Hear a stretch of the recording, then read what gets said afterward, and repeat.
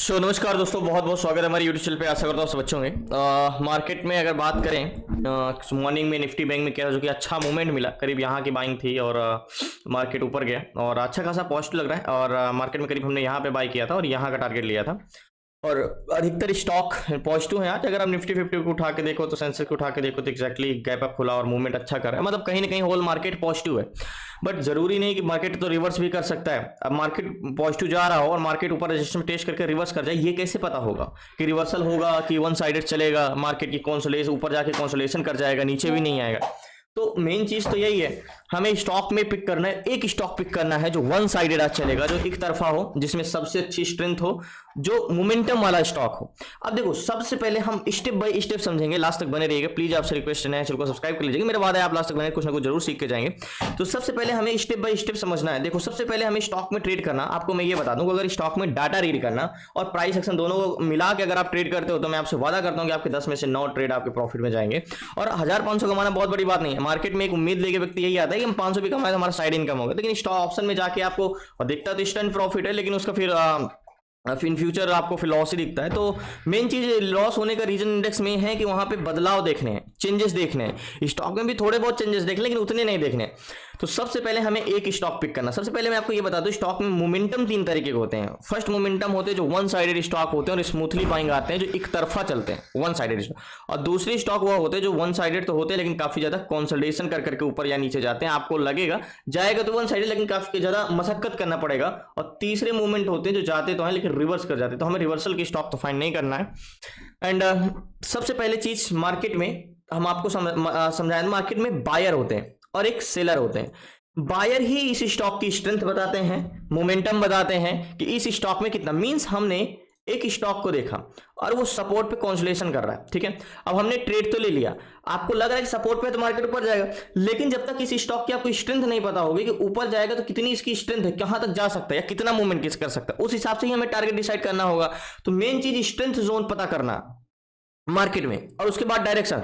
देखो, डायरेक्शन और स्ट्रेंथ पता करना डाटा का काम है, लेकिन एक वे है। मतलब आपको पता है कि आपको यहां पे जाना है, ठीक है, आपको यहां से यहां तक जाना है, फिर आपने स्ट्रेंथ पता कर लिया, अगर मैं यहां से चलूंगा इस साइड तो मैं कहां तक जा सकता हूं, यानी स्ट्रेंथ पता कर लिया। उसके बाद ये पता करना होगा, अगर मुझे इस साइड जाना है इस डायरेक्शन में, तो मुझे वे कौन से रास्ते से जाना होगा, कौन सा रास्ता है, वे क्या है। तो प्राइस एक्शन एक वे है मार्केट के चलने का, बस, इससे ज्यादा कुछ नहीं।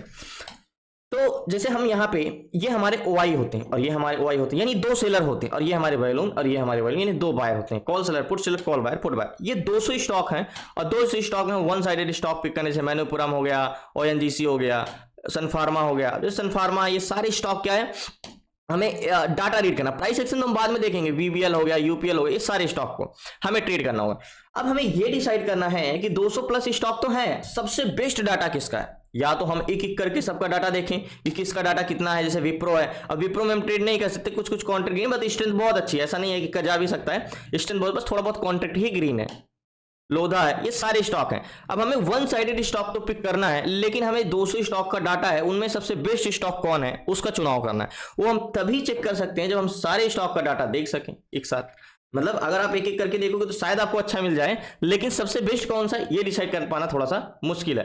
तो सबसे पहले हम यहाँ पे आते हैं, सेक्टर देखते हैं कि मार्केट में सेंटीमेंट क्या चल रहा है, मींस कौन सा सेक्टर पॉजिटिव है या कौन सा सेंटीमेंट स्टॉक है। तो अगर आप देखो तो प्राइवेट बैंक, यानी इंडेक्स भाग रहा है तो आपको private bank positive, PSU bank positive, realty positive, financial service, finance, मतलब ये सारे सेक्टर सबसे अच्छे चल रहे हैं, इसलिए निफ्टी बैंक अच्छा भाग रहा है। Private, PSU, private, financial. सबसे नीचे एफएमसीजी चल रहा है बेरिस। केमिकल भी कुछ खास नहीं चला है, केमिकल के भी देखो तो आर्टिंड है जो कि चला है। अगर हम कंज्यूमर में भी देखें तो 3 में से तो सबसे ज्यादा सीपीआर किसका है, इसमें सबसे ज्यादा सीपीआर वोल्टस में है और पीसीआर 0.56 का है। फार्मा सेक्टर में देखें तो फार्मा में ठीक ही ठाक चला है, लेकिन अगर हम पीएसयू बैंक में देखें तो सबसे अच्छा पीएसयू बैंक, सब 3-3 चले हैं। सबसे ज्यादा इसमें सीपीआर के कौन सी स्टॉक में, सबसे ज्यादा इंडोसिंड बैंक में, लेकिन ये निगेटिव है, शायद गिर रहा होगा। फिर उसके बाद आरबीएल बैंक में, आरबीएल बैंक में 3.60 का 3.5 का सीपीआर है और स्ट्रेंथ है, और 0.82 का पीसीआर है। तो हमें मार्केट में ये समझना है कि एक बार हम यहाँ पे ऑल डाटा, आपको जो यहाँ पे मिलेगा ऑल डाटा, ठीक है। अब हमें सबसे ज्यादा मार्केट में, इस पूरे मार्केट में सबसे ज्यादा सीपीआर किस स्टॉक का है, स्ट्रेंथ जोन। तो अगर आप देखो तो एक बॉस लिमिटेड है और एक टीआई इंडिया है, इसका सीपीआर 0.56 का है। एंड पीसीआर भी 0.04 का चेंजेस हुआ है, 0.94 का सीपीआर चेंजेस हुए हैं। एंड पीसीआर किसमें सबसे ज़्यादा ऑप्शन, पीसीआर सबसे ज़्यादा है कोटक बैंक में जो कि 1.5, लेकिन 1.88 का सीपीआर है, 4.28% चल चुका है। भेल भी अच्छा खासा है, 1.59 का पीसीआर है, बहुत अच्छा पीसीआर है। एंड एलटीपी 217 रुपये का ही है मात्र। पीसीआर तो यहाँ पे तो कुछ ज़्यादा ही बड़ा है। एक भेल है, एक बेल है। अगर आप बेल को यहाँ पे देखोगे तो 300 का स्टॉक है। एक बार वॉल्यूम चेक करें, सबसे ज़्यादा बढ़ा किस में है? सबसे ज़्यादा बड़ा ग्रासिम में, जो कि सीपीआर 2.53 का है एंड 0.97, लेकिन इसका पीसीआर उतना नहीं। अगर आप 950 के बाद देखो तो पीसीआर उतना नहीं बड़ा, आपको निगेटिव लग रहा है। सुप्रीम इंडिया में भी अच्छा खासा इंक्रीज हो 1.12 का। एक बार हम ग्रासिम को भी देख लेते हैं और इसको भी देख लेते हैं। तो ग्रासिम दोनों में इंक्रीज हुआ है। देखो वन साइडेड स्टॉक पकड़ना है तो स्ट्रेंथ तो पकड़नी होगी। ग्रासिम में मार्केट में पीसीआर देखे तो पीसीआर देखो उतना नहीं है, आपको यहाँ पे दिख रहा होगा ना, ये पीसीआर शेयर में तो आपको ये बढ़ता हुआ नहीं दिख रहा है, लेकिन सीपीआर आपको बढ़ता हुआ, यानी एक बस है और उस बस को में पैसेंजर बढ़ते जा रहे हैं, बढ़ते जा रहे हैं, बढ़ते जा रहे हैं, बट उसको मार्केट को नीचे सपोर्ट करने वाले नहीं बढ़ रहे हैं, बल्कि आगे जाने से रोकने वाले बढ़ रहे हैं। तो सिंपली पीसीआर आपको नहीं बढ़ा हुआ दिख रहा। अगर आपको देखो तो ये कॉन्सोलिडेशन ही कर रहा है, लेकिन सीपीआर अगर आप देखोगे तो फिर बहुत ही अच्छा, अगर आप यहाँ से देखोगे तो बहुत ही अच्छा बढ़ा है। तो लेकिन एक चीज़ ये है ना कि फिर पीसीआर अगर ज़्यादा बढ़ गया तो फिर घट जाने नहीं देंगे। ये मार्केट ऊपर जाके कंसोलिडेशन ही कर रहा है, ज़्यादा नीचे तो नहीं जाएगा, बट मेरे हिसाब से खुला कहाँ पे था, 9:15 बजे खुल के ऊपर जाए। एक बार और दूसरा स्टॉक भी देख लेते हैं। अगर हम देखें तो एक ये भी है सुप्रीम इंडिया, इसमें भी सीपीआर तो 1.12 का बड़ा है और सीपीआर स्ट्रेंथ 2 एबव है, 2 एबव स्ट्रेंथ है, 0.83 का सीपीआर। ग्रासिम तो उससे भी अच्छा था, लेकिन वही हाल है ना कि सीपीआर तो बढ़ रहा है और इसका पीसीआर उतना खास नहीं बढ़ रहा है। अगर आप यहाँ पे देखो तो पीसीआर तो उससे तो ठीक है, मतलब ग्रासिम से तो अच्छा है, ग्रासिम तो घट ही रहा था। तो ये एक स्टॉक ठीक लग रहा है मुझे, क्योंकि इसकी स्ट्रेंथ कितनी 2.16 की है, लेकिन 4% चल चुका है। इसका 1.12 का सीपीआर चेंज, मतलब 1.2। अगर इसका सीपीआर मतलब 2.16 है तो आधे यानी 50% वॉल्यूम तो आज ऐड हुए। मैंने आपको इस क्लासेस में बताया है कि ऐसे स्टॉक को पिक करो जिसमें बायर आज ऐड हुए, कल के ना। जरूरी नहीं कि उसका सीपीआर 4.2 है, हो सकता है 3 पॉइंट का कल का हो, लेकिन 2.16 का है तो 1.12 आज ही आए हैं। तो सुप्रीम इंडिया का सीपीआर तो मतलब अच्छा खासा इंक्रीज हो रहा है, कंटिन्यू ग्रीन लाइन आपको बढ़ती जा रही है, लेकिन पीसीआर उतना नहीं बढ़ा। तो इसको एक बार हम चार्ट पे लगाते हैं। एग्जैक्टली ये है, मार्केट में मूवमेंट तो बहुत अच्छा आ चुका है, बहुत अच्छा आ चुका है। इसका हॉरिजॉन्टल जोन हमारा क्या होगा? हॉरिजॉन्टल जोन हमारा या तो ये हो सकता था, या तो ये हो सकता था, या तो फिर ये हो सकता था, जो कि इसको टेस्ट करके ये नीचे आया था 3370 का। तो फिर हमारा हॉरिजॉन्टल जोन क्या होगा? ये होगा या फिर ये होगा? ये हॉरिजॉन्टल जोन ये हो सकता था, लेकिन ठीक है, ये भी हम ले सकते हैं। अगर हम बात करें तो देखो ये वाली कैंडल्स का बॉडी, ये रेड वाली कैंडल्स और ग्रीन वाली कैंडल्स का बॉडी हम 5 मिनट टाइम फ्रेम में आएंगे, तो इसको हम हॉरिजॉन्टल जोन कंसीडर कर सकते हैं और नेक लाइन हमारा ये कंसीडर कर सकते हैं। एंड गैन कैलकुलेटर को एक बार हमें ओपन करना होगा। एग्जैक्टली ये गैन कैलकुलेटर को ओपन करना होगा एंड गैन के क्या है, हॉरिजॉन्टल जोन हमारा है 3544, 3544 3544। तो गैन का कहना है भैया 3555 पे जाएगा तो आप ट्रेड कर सकते हो, 3555 पे जाएगा तो ट्रेड कर सकते हो, 3564। तो मैं इस पे ट्रेड लेता हूँ, क्योंकि आपको मैं एक ये बताऊं कि यहाँ पे अगर आप सीपीआर देखोगे तो पीसीआर तो मतलब सेलर तो रोक रहे हैं, लेकिन सीपीआर कंटिन्यू अभी भी। अगर आप ये जूम करो तो देखो मार्केट से तेजी से तो सीपीआर बढ़ रहा है, मतलब एक बस में कंटिन्यू पैसेंजर बढ़ते जा रहे हैं आगे जाने के लिए, तो उसको जाना ही हो। अगर नहीं भी जाएगा तो ज्यादा से ज्यादा यहाँ पे कंसोलिडेशन कर जाएगा। सबसे पहले मैं इस पर ट्रेड लेता हूँ, लास्ट तक बने रहिए please. So finally supreme India में मैंने टोटल 80 क्वांटिटी ली और 57,058 रुपए का फंड लगा, 57,058 सॉरी 58। और ये हमारी बाइंग प्राइस एग्जैक्टली यहाँ की है 3566 की। अब हम गैन कैलकुलेटर के हिसाब से टारगेट क्या, प्राइस एक्शन के हिसाब से टारगेट तो हमारा 3767 से ऊपर जाता है तो हमारा टारगेट तो 3623 का होगा। 80 क्वांटिटी है 3600 का, एंड मेरे हिसाब से टारगेट तो 7599, ये वाला टारगेट मेरे प्राइस एक्शन के हिसाब से। क्योंकि मैंने आपको क्लासेस में बताया दो तरीके से ट्रेड लेना, एक तो प्राइस एक्शन से टारगेट और दूसरा गैन तो 5 मिनट टाइम फ्रेम में आते हैं तो हमारा टारगेट पॉइंट ऊपर ये 3600 का है। ये अगर यहाँ से जाता है तो हमारी बाइंग प्राइस एग्जैक्टली यहाँ की है, तो मीन्स 35 पॉइंट का टारगेट 80 क्वांटिटी, तो अच्छा खासा प्रॉफिट होगा। बस ये इसके ऊपर क्लोजिंग दे दें। और गैन का कहना है भैया 68 के बाद 83 और 98, तो 98 का टारगेट है, तो हम यहाँ पे 98 ही रखेंगे। 97 ऑलरेडी है, तो हाँ ठीक है, टारगेट सही है। बस एक बार इस नेक लाइन को क्रॉस कर दे, नेक लाइन के बाहर एक कैंडल क्लोज दे देगा तो हम 100% श्योर हो जाएंगे, फिर हम इजीली से रुक सकते हैं। तो वेट करते हैं लास्ट तक बने। मैंने इस पर ट्रेड ही इसलिए क्योंकि इसका सीपीआर बहुत अच्छा इंक्रीज हो रहा है। अगर आप यहाँ पे देखो तो एक्जैक्टली, हाँ पीसीआर नहीं इंक्रीज हो रहा है, तो इसका मतलब यही है पीसीआर देखो यहाँ पे भी गिरने लगा, देखो एक्जैक्टली ब्लू लाइन कंटिन्यू। तो जब ऐसे स्टॉक होता है तो फिर या तो ये मार्केट कंसोलिडेशन ही कर जाएगा, क्योंकि सेलर मार्केट को ऊपर जाने से रोक रहे हैं, लेकिन बायर जो मार्केट को ऊपर ले जाते हैं वो कंटिन्यू मार्केट में आते हैं। एक प्रकार से बायर और सेलर के बीच में एक लड़ाई ही चल रही है। सेलर जीतेंगे तो मार्केट कंसोलिडेशन कर जाएगा इसी जोन पे, और बायर जीते तो मार्केट फटाक एक बड़ी कैंडल्स बना के ऊपर जा सकता है, इतनी इसमें स्ट्रेंथ। तो वेट करते हैं लास्ट तक बने रहिए प्लीज। नए सबको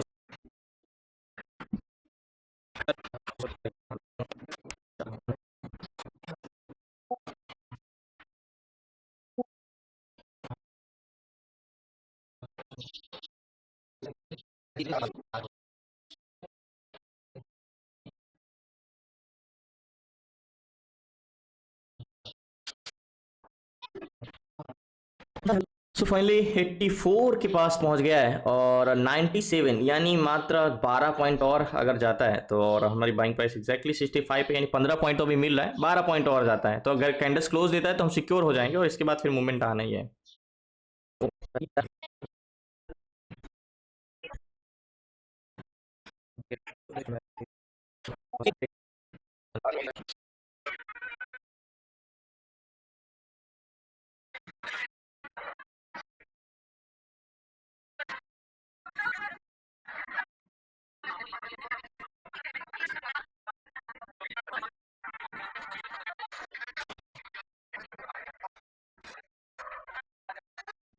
सो फाइनली एक बार ब्रेक किया है और वापस रिटेस्ट करने आया है, और एक बार 86 85 तक गया था, वापस नेकलाइन पे आ गया, 65 की बाइंग है। एक बार हम रिफ्रेश करके फिर से देखते हैं supreme India, just 1 minute last तक बने रहिए। सो फाइनली सुप्रीम इंडिया में देखो सेलर तो हावी है ऑलरेडी, एंड यहाँ पे भी देखो तो बायर तो अच्छे खासी इंक्रीज हो ही रहे हैं, ग्रीन लाइन कंटिन्यू बढ़ रही है। पीसीआर हल्का सा सपोर्ट लेना चाहिए यहाँ से, हल्का सा पीसीआर गिरने की वजह से ही मार्केट में सिर्फ बाइंग नहीं आ रही, थोड़ा सा यहाँ पे ही आई थी 10:30 बजे से 11 बजे, बाकी पीसीआर गिर रहा है, इसी वजह से ये जा नहीं पा रहा है। And stop loss can calculator के हिसाब से हमारा सेल जोन 3540 यहाँ का जोन, यानी स्टॉप लॉस पॉइंट हमारा इसके नीचे का रहेगा 3539 का। तो 35 पॉइंट का मतलब मार्केट में अगर देखो तो 25 पॉइंट का आज स्टॉप लॉस भी रखेंगे। स्टॉप लॉस नहीं है बट इसके नीचे जाते तो पोजीशन स्क्वायर ऑफ करूंगा, बट बायर इंटरेस्टेड हो रहे हैं कंटिन्यूस सीपीआर। अगर आप देखो तो इस स्टॉक में सुप्रीम इंडिया में ग्रीन लाइन आपको एक्जैक्टली सीधी जाते हुए दिख रही है, यानी मॉर्निंग में सीपीआर 0.99 का था सीपीआर मॉर्निंग में, और प्रेजेंट टाइम में अभी 2.39 का है, मतलब 0.90 से 3.39। जो भी बायर ऐड हुए आज के दिन ही ऐड हुए, देखते हैं कितना इंतजार करना पड़ेगा। और एक चीज, हाँ कैंडल्स तो क्लोज दे दी है नेकलाइन के बाहर, तो मेरे हिसाब से ज्यादा तो नीचे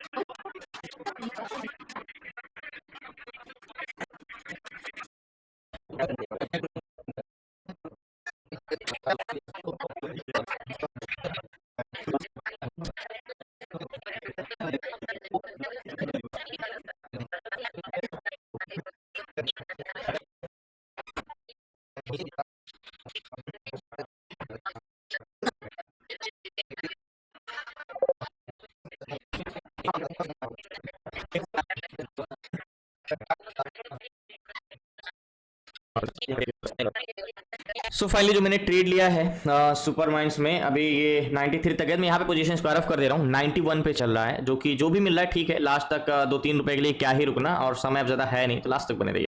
सो फाइनली सुप्रीम इंडिया में जो मैंने ट्रेड लिया था, इंतजार तो बहुत करना पड़ा, यानी सेलर मार्केट में रोक रहे थे, मॉर्निंग से काफी ज्यादा कंसोलिडेशन कर रहा था, पीसीआर गिर रहा था, लेकिन सीपीआर कंटिन्यू इंक्रीज हो रहा था, सीपीआर कंटिन्यू बढ़ रहा था। हम अगर इसे स्क्रॉल करें तो अगर आपको दिख रहा होगा सीपीआर कंटिन्यू इंक्रीज हो रहा था। तो एक चीज हमने देखा था, या तो कंसोलिडेशन का मैंने पोजीशन अपनी स्क्वायर ऑफ कर दिया एक्जैक्टली इस प्राइस में, 89 के प्राइस में एग्जिट किया मैंने, और टारगेट हमारा तो 98 का था। याद होगा हमने 65 पे बाइंग किया था 80 क्वांटिटी, और 90 पे ठीक है, जो भी 25 पॉइंट ही मिला, कह सकते हो जो हमें ट्रेड टारगेट मिला 25 पॉइंट ही मिला, जो कि टारगेट हमारा 30 पॉइंट का था। लेकिन जो भी मिला, इंतजार एक्चुअली में समय होता, अगर भी 1:30 बजे होते 2 बजे होते तो हम पोजीशन स्क्वायर ऑफ कर चुके होते। और मैंने थोड़ा सा लेट देखा, मार्केट तो लास्ट 95 तक गया था, अगर आपको यहाँ पे दिख रहा होगा तो 95 तक गया था, ओनली 2 पॉइंट टारगेट से रहा।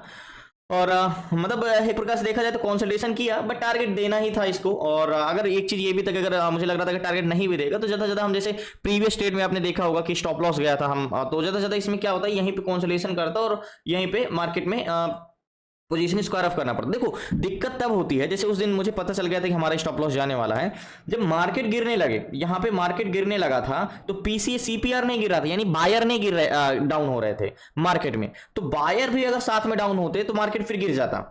तो फाइनली पोजीशन में स्क्वायर ऑफ कर दिया। बहुत बहुत धन्यवाद आपका लास्ट तक बने रहने के लिए। आज इसलिए मैं कहता हूं कि प्राइस एक्शन और डाटा दोनों को रीड करना सीख गए आप, तो आपके 10 में से 9 से 8 ट्रेड प्रॉफिट में जाएंगे ही जाएंगे 101%, क्योंकि चेंजेस डाटा और डाटा स्ट्रेंथ जो ना पकड़ लेते हो, बाकी प्राइस एक्शन तो एक वे है चलने का। तो बहुत बड़ी चीज नहीं स्टॉक में ट्रेड करना, हाँ इंडेक्स में ट्रेड करना थोड़ा सा डिफिकल्ट टास्क है। तो धन्यवाद आपका, शुक्रिया लास्ट तक बने रहने के लिए। प्लीज आपसे रिक्वेस्ट है, चैनल को सब्सक्राइब कर लीजिएगा। आपको सीखना है टू जेट सारी चीजें स्टॉक मार्केट से रिलेटेड, डिस्कशन में नंबर है, आप उसे व्हाट्सएप करके जुड़ सकते हैं 6 मंथ क्लासेस में। धन्यवाद आपका, शुक्रिया।